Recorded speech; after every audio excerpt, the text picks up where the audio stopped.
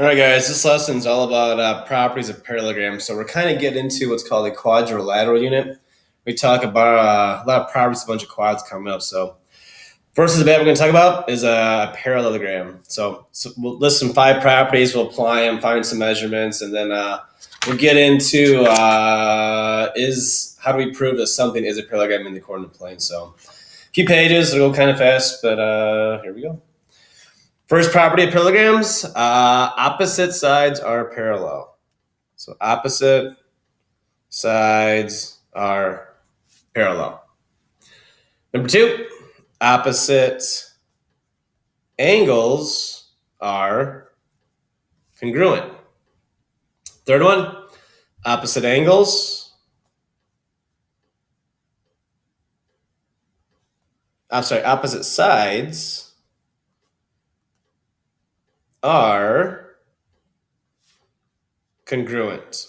So opposite sides are parallel and congruent. Number 4, consecutive angles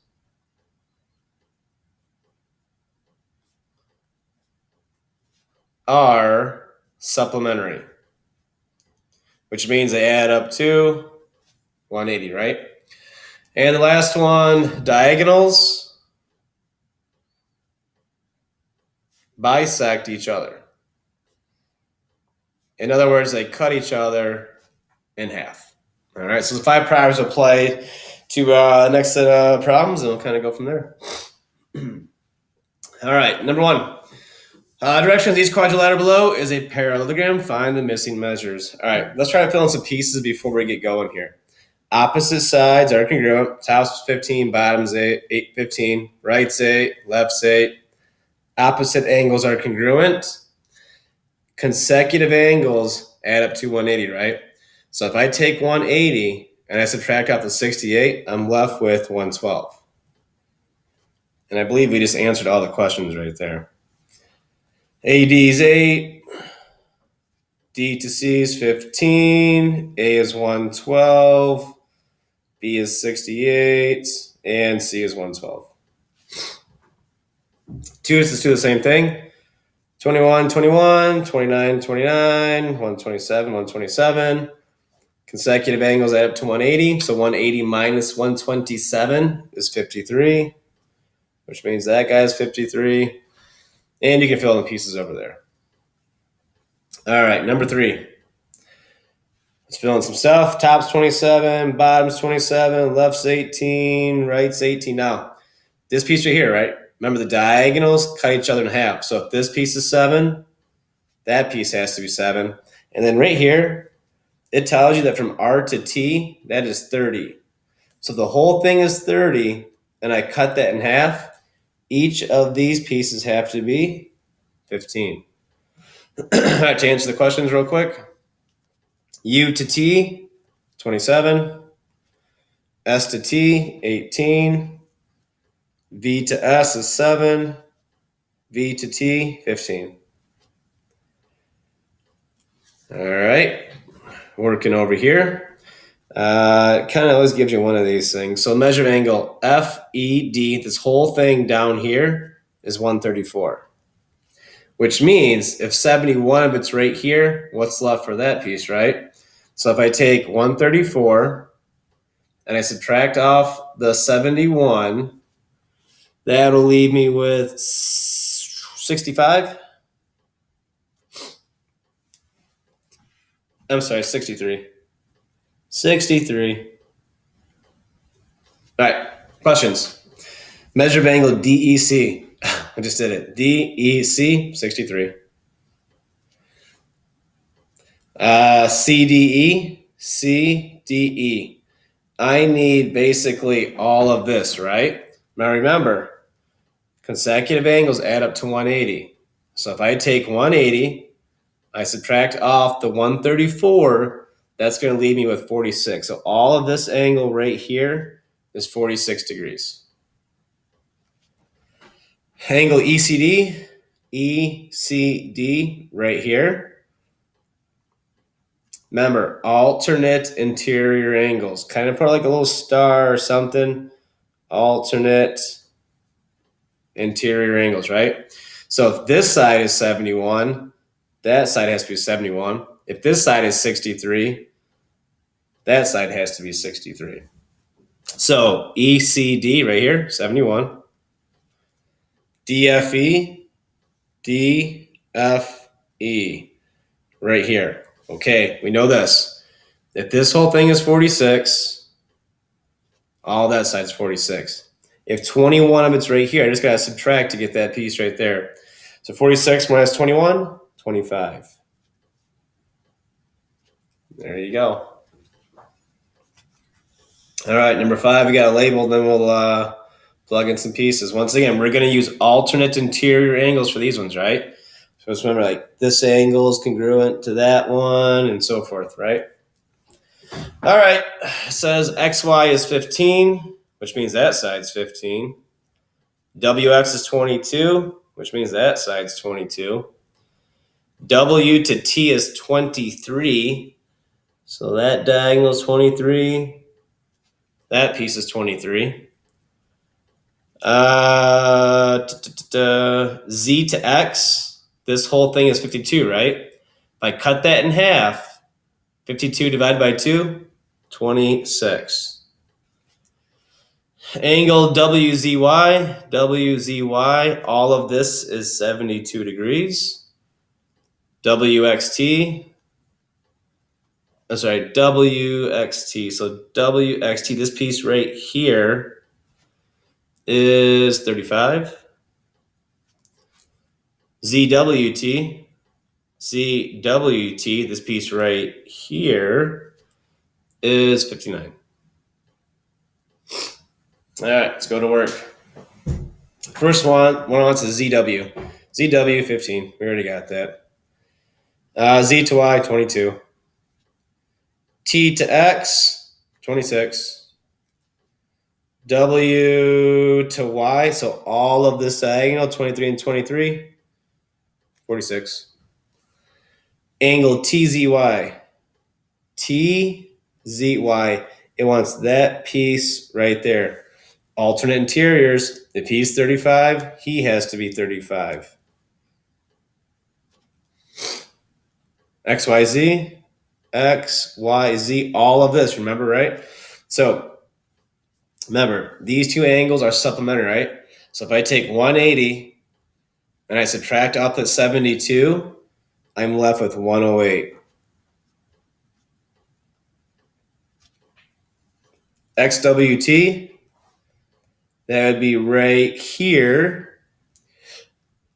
Let's see here. So the whole thing's 108, which means all of this is 108. If I take 108 minus this side 59, I'm left with 49 on that side. XYT, XYT, this piece right here, alternate interiors. If that piece is 59, this piece has to be 59. Next one. Let's see here. Angle GHF. GHF right here, 34. HJF. HJF. All of this is 124. FKJ.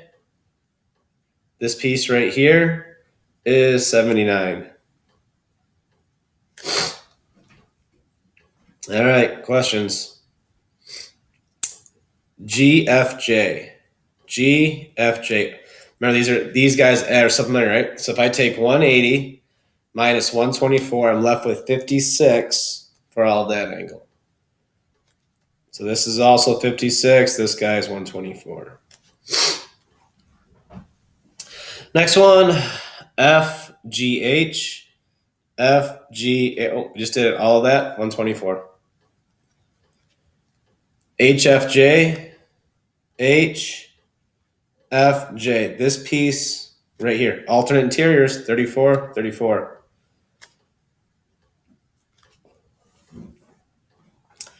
HKJ. HKJ. This guy right here. Remember, these guys make a linear pair, right? So if I take 180 minus that, I'm left with 101.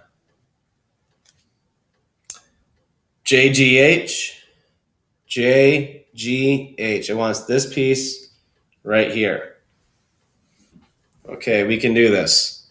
Let's fill in the middle pieces. Vertical angles. Now, if I look just up here, this is a triangle, correct? We know that we have a 180 degrees inside of a triangle. So if I add these two up and I subtract from 180, I'll be left with this guy right here. And that comes out to be 67 degrees. FGJ, FGJ, this piece right here. Well, the whole thing is 124. I have 67 on this side, so just subtract to get that piece right here. And you're left with 57 degrees. FHJ, FHJ, this piece right here. Well, the whole thing is 56. 34 of it's right here, so just subtract to get 22. Last one, GJF, GJF. Wants that piece right there. Alternate interiors, 67, 67. Next page.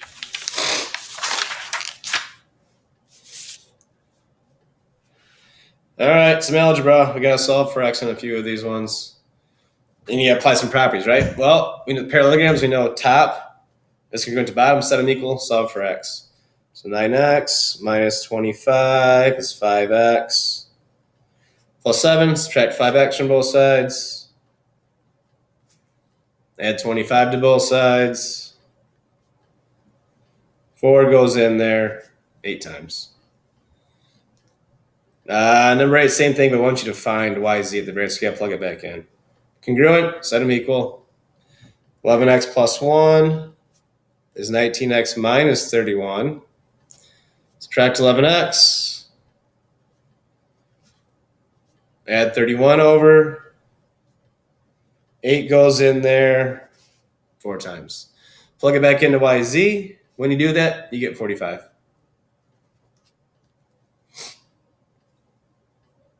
Number 9.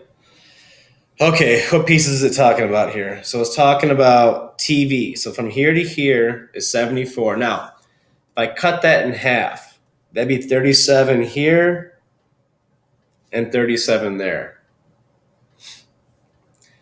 WV, they're talking about that piece right there. All right, well, just set this stuff equal to 37. So 4x plus 1 is 37. Subtract the 1 over. And then 4 goes in there 9 times. Number 10, NS is 2x plus 7. SQ is 5x minus 23. Find NQ. Gotcha. Well, we know the diagonals bisect each other, right? So this piece is equal to that piece. Set them equal to each other and solve. Subtract 2x from both sides. Add 23 to both sides. Divide by 3, and we get 10. But it wants NQ, right? So it wants the whole piece. So you can plug it into both and add them up, or you can plug it into one of these and then times it by 2 because it's the same thing, right? Either way you do it, you should come out with 54.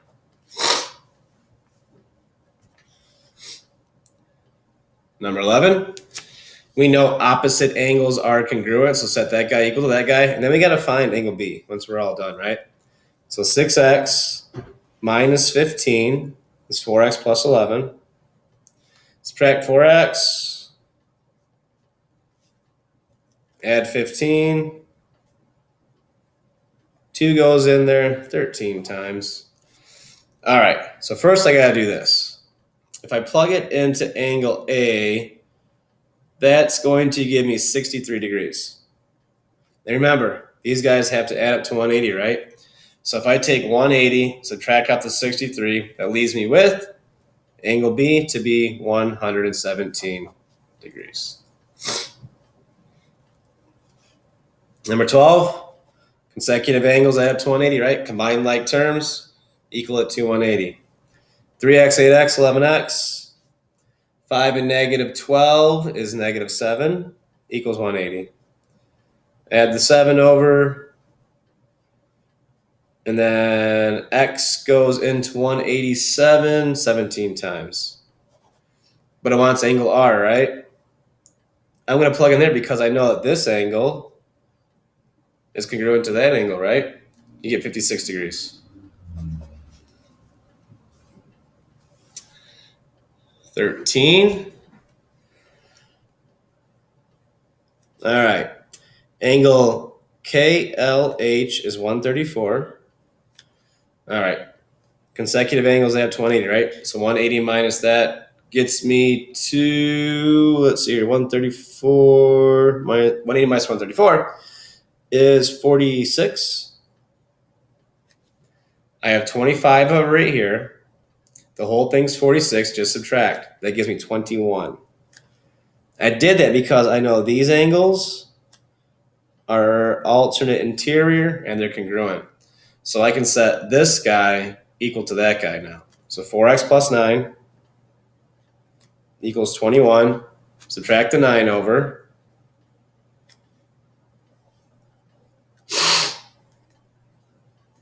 That gives me 12, and 4 goes in there 3 times. Number 14. Angle ABC. This whole thing is 115. All right, here's how we're going to do this one. I know that this angle right here is congruent to that angle right there, right? They're alternate interiors. They are the same thing. So if I take that angle plus that angle, then I can equal it to 115. So combine like terms, 4x, 6x, 10x. 6 and negative 11 is negative 5 equals 115. Add the 5 over. 10 goes into 120. 12 times. But it wants angle ADB. ADB. It wants that piece right there. If you plug it in, it comes out to be 61 degrees.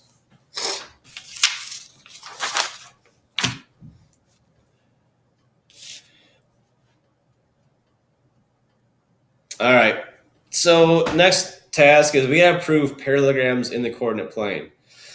All right. So we got to figure out if I were to draw a quad in a coordinate plane, is it a parallelogram, right? Okay. So here's how it works. You got 3 methods. And I'm only going to use this method. I think it's the only one that I'm going to actually show you guys. I think this one is the most efficient and the most accurate and probably a little less work. All right. All right. Prove both pairs of opposite sides are congruent. So that side has to be congruent to that side, and this side has to be congruent to that side. So if AB is congruent to DC and AD is congruent to BC, then it's a parallelogram. And we do this by using the distance formula. Remember, subtract the x's, square them, plus subtract the y's and square those. That's your distance formula. All right. All right. So when I draw all of these, I'll show you one time. I'll show all my work. The other ones, I'm just going to kind of give you guys answers. Okay. So when you draw your parallelogram, A is always this. It goes in clockwise order. So it goes A, B, C, D. So here's what we got to check. What is AB's distance? Compare that with DC's distance. Then I got to do the sides. What is AD's distance? What is BC's distance, right? So using distance formula, the 2 points I'm using for this one are A and B. Here's A, here's B. Subtract the x's. Negative 7 minus 1 squared. Subtract the y's. 4 minus 2 squared. That comes out to be square root 68. And you can leave it under the square root, it's fine. Next one, DC. The x's are 9 and 1. The y's are negative 8 and negative 6. So negative 8 minus a negative 6. Remember, plus plus right there. That comes out to be square root 68. AD, this side over here. So now I'm using these points right here. The x's are -7 and 1. The y's are 4 and -6. Plus, plus. That comes out to be distance from A to D, square root 164. B to C, x's are 1 and 9. The y's are 2 and -8. Type that in correctly, comes out to square root 164. So yes, top does equal bottom. Left side does equal right side. So yes, this is a parallelogram. All right. All right, next one. P, Q, R, and S, right? So I'm going to check top and bottom. No, I'm just going to give you answers now. Distance from P to Q comes out to be square root 104. Distance from S to R comes out to be square root 82. Stop right there. Top is not the same distance as the bottom. They are not congruent. This is a no.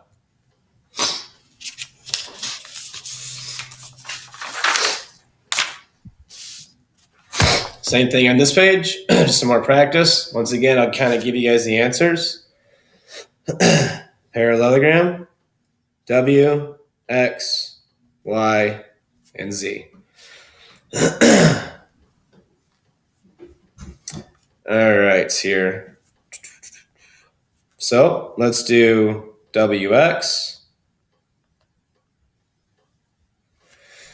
All right, W and X, the X's are -7 and 1.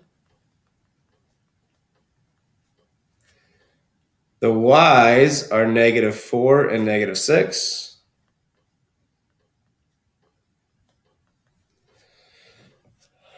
All right, here we go. -8 squared is 64. 2 squared is 4. This gives me square root 68. Let's try the bottom, ZY. The x's for the z and the y are 5 and 1.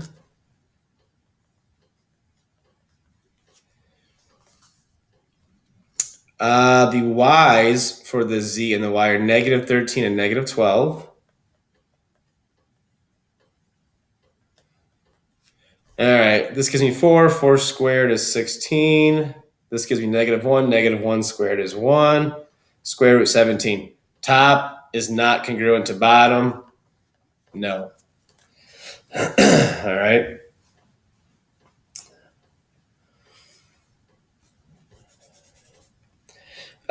Four, I will tell you, comes out to be a yes. You can use distance formula to confirm that. I think 2 examples is enough for this one. 5 and 6. 5 comes out to be a yes. And unfortunately, number 6 comes out to be a no. Feel free to check the key on the Google Classroom, but make sure you understand the properties of parallelograms and make sure you're able to apply the distance formula to see if a parallelogram is a parallelogram in a coordinate plane. And that's it for parallelograms.